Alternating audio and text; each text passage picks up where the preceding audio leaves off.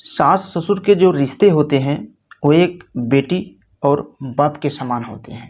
आपने भी सुना होगा ऐसा, और ऐसा आज के कलयुग में नहीं है।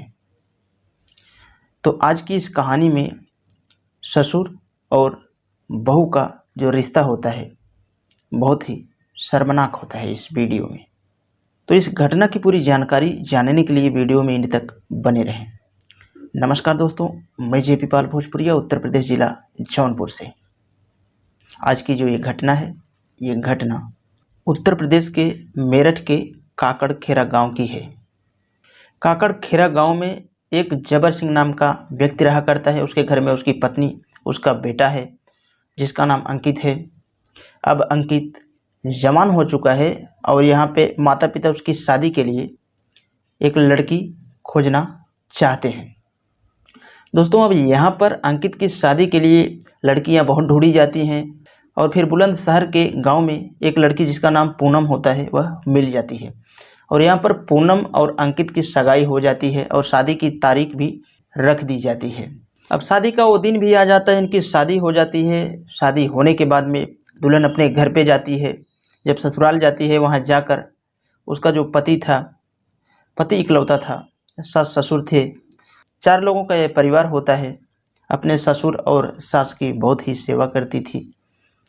जो भी कुछ काम होता था वो घर में बहुत अच्छे से कर रही होती है। इसी तरह से 2 साल बीत जाते हैं, लेकिन दोस्तों 2 साल तक वो माँ नहीं बन पाती है। जब माँ नहीं बन पाती है तो यहाँ पर अब बच्चा जब पैदा नहीं होता है, जो पूनम होती है वह परेशान रह जाती है। उसका पति अंकित भी बहुत परेशान होता है। अब यहाँ पे क्या होता है, जो ससुर होता है जिसका नाम जबर सिंह था, वो थोड़ा सा अय्याश टाइप का आदमी था। उसकी नज़र गंदी थी, लेकिन अभी तक वह महसूस नहीं होने दे रहा था किसी को। अब एक दिन क्या होता है, एक दिन सारे लोग शादी में गए थे।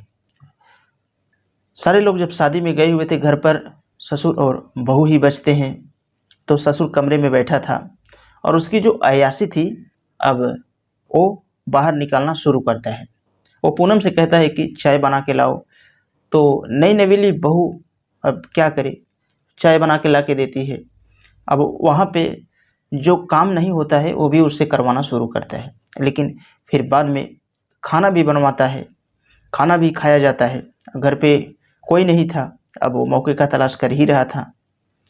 ससुर कहता है कि एक काम करो, अब थोड़ा तेल लेके आओ, हमारे पैरों में मालिश कर दो। बस जैसे ही ये बात कहता है, बहू तेल लेके जाती है और उसके पैरों में मालिश करने लगती है। अब जब मालिश करने लगती है, उसका जो ससुर था उसके कंधों पे हाथ रख के खींचता है अपनी तरफ, लेकिन तुरंत ही उसका हाथ पकड़ के बहू बोलती है कि बाबूजी ये आप क्या कर रहे हैं। अब जैसे ही इतनी बात कहती है कि बाबूजी ये आप क्या कर रहे हो, तो बूढ़ा तुरंत बोल पड़ता है। कहता है कि ये जो कर रहा हूँ सही कर रहा हूँ, ये बात बाहर तक नहीं खुलनी चाहिए। अब जो बहू होती है वो भी डर जाती है, कुछ नहीं बताती है। ये लगभग काफ़ी दिनों तक ऐसे इन दोनों का सिलसिला चल ही रहा था। अब बूढ़ा बाप उससे ये भी कहता है कि तुम हमारे परिवार का नाम खराब कर रही हो। तो बहू कहती है कि बाबूजी ये आप क्या कह रहे हैं, भला हमने क्या कहा किसी से। तो बूढ़ा बाप कहता है बहू से, कहता है कि 2 साल शादी के हो गए, लेकिन एक बच्चा भी नहीं दे पाई। एक बच्चा अगर पैदा हो गया होता तो हमारे परिवार में किलकारियाँ गूंजती, लेकिन तुम एक अभागन स्त्री हो। यहाँ पे इंसानियत ही शर्मसार हो जाती है। अब यहाँ पे बूढ़ा इतनी बात करता है, उसके बाद में इन दोनों के बीच में फिर उसी समय संबंध भी बन जाता है। अब जब संबंध एक बार बन जाता है तो यह रुकने का नाम नहीं लेता। लगभग 2 महीने तक ये सिलसिला ऐसे ही चल रहा था, लेकिन अब लड़की से रहा नहीं जाता है। वो अपने घर पे फ़ोन लगा के ये सारी कहानी इसकी बता देती है। तो अब इतनी बात जैसे ही घर वालों को पता चलती है तो घर वाले तुरंत पहले जाते हैं पुलिस स्टेशन पे, इसकी शिकायत को दर्ज करवाते हैं। और पूरी जब शिकायत दर्ज करवा लेते हैं तो उसके बाद में फिर आते हैं लड़की के घर पे, लड़की को अपने घर पे लेके जाने के लिए। फिर लड़की को विदा किया जाता है, लड़की को अपने घर पे लेके जाते हैं। लेकिन जो शिकायत दर्ज किए थे तो पुलिस वाले भी आते हैं, इसकी पूछताछ जारी रखते हैं। जैसे ही पुलिस उसके ससुराल जाती है और ये कहानी पूरी पूछती है तो ये लोग इनकार कर देते हैं। लेकिन फिर जैसे ही लड़की के बाप से बुलवा के सामने बातचीत करवाया जाता है तो यहाँ पे सारा पोल खुल जाता है। पुलिस जब सख्ती के साथ पेश आती है, लड़की के ससुर से जब ये सारी बात पुलिस पूरा अपना प्रेशर डाल के पूछती है तो यहाँ पे ससुर टूट जाता है और यह पूरी सच्चाई सामने रख देता है। और जब ये पूरी कहानी बताना शुरू करता है तो वहाँ पे जितने भी लोग थे सब हक्के बक्के हो जाते हैं। बूढ़ा यहाँ पे बताना शुरू करता है, कहता है कि जब इतनी दवाइयाँ इसकी हो गई, बहुत सारे पैसे चले गए, ये सही नहीं हो सकी, तो मैंने ये सोचा कि क्यों ना मेरे से ही इसका उद्धार हो जाए और काम भले मेरा रहेगा लेकिन नाम तो बेटे का ही रहेगा। जैसे ही इतनी बात कहता है यहाँ पे इंसानियत ही शर्मसार हो जाती है। सारे लोग हक्के बक्के रह जाते हैं, लेकिन पुलिस वाले उसी समय उसको इतने डंडे मारते हैं कि जो प्यार का बुखार था ना पूरा उतार देते हैं और उसको अरेस्ट करके जेल भेज देते हैं। तो दोस्तों, इस वीडियो के बारे में आप लोगों का क्या कहना है, आप कमेंट बॉक्स में अपनी राय ज़रूर देना।